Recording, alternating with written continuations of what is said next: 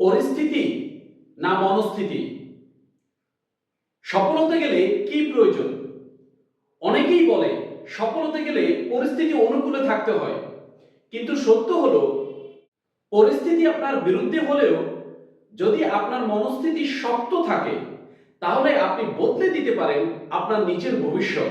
APJ Abdul Kalam, অফরা Winfrey, colonel Sanders, তাদের প্রত্যেকের পরিস্থিতি খুবই খারাপ ছিল, কিন্তু মনস্থিতি অনেক বেশি শক্ত ছিল, যার ফলে তারা তাদের ভবিষ্যৎ খুব দ্রুত পরিবর্তন করতে পেরেছেন এবং তারা সফল হয়েছেন।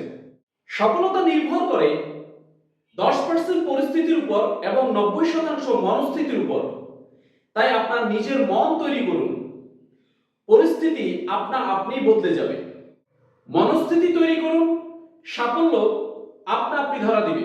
ভিডিওটি লাইক করবেন, ফলো দিয়ে পাশে থাকবেন, সাবস্ক্রাইব করবেন যদি নতুন এই চ্যানেলে এসে থাকেন।